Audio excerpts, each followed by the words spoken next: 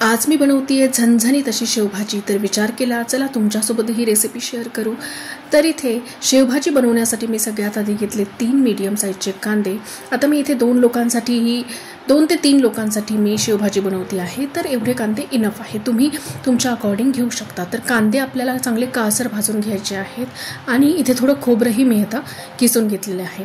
आता आपण काय करणार आहे ना, कांदे आणि बाकीचे जे मसाले आहेत आपले खोबरं वगैरे, तर हे आपण छान असं थोड्याशा तेलामध्ये परतून घेणार आहे।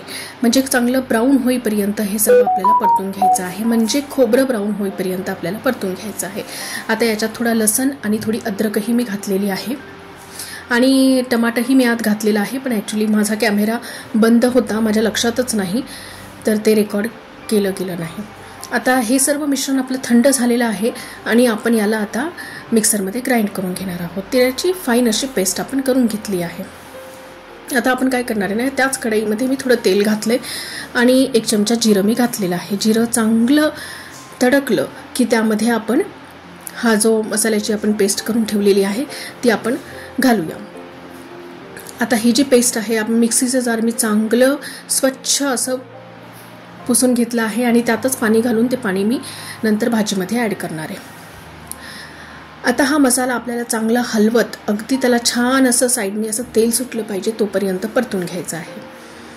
तर इथे काही मसाले मी घालते आहे।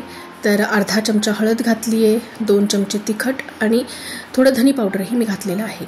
आता यामध्ये तिखटाचं प्रमाण तुम्ही तुमच्या अकॉर्डिंग कमी किंवा जास्ती करू शकता। आणि 1 चमचा मी इथे सब्जी मसाला घातलेला आहे। आता सब्जी मसाला किंवा तुम्ही जो वापरता तो मसाला याच्यामध्ये घालू शकता, जो तुमच्या आवडीचा मसाला असेल तो। आता याला थोडं पाणी घालून आपण चांगलं तेल सुटेपर्यंत परतून घेणार आहे। म्हणजे जवळपास आपल्याला याला 10 मिनिटांसाठी हा मसाला छान असा परतून घ्यायचा आहे।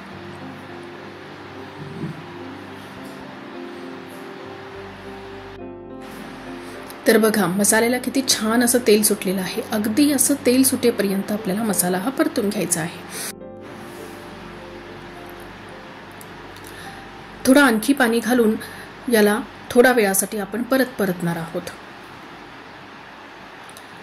आता वरतून थोडीशी कोथिंबीर घालून घेऊ।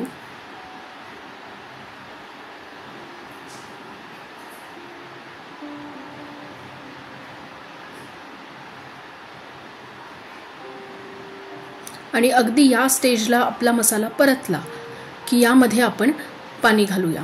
तर पाणी आपल्याला थोडं जास्तीच घालायचं आहे, म्हणजे ग्रेव्ही ही थोडी पातळच ठेवायची आहे, कारण शेव आपण नंतर टाकतो आणि होतं असं की भाजी ही जास्ती घट्ट होऊन जाते, कारण शेव हे पाणी पिऊन घेतात। तर त्यामुळे काय करायचं ना, थोडीशी ग्रेव्ही ही आपल्याला पातळच ठेवायची आहे।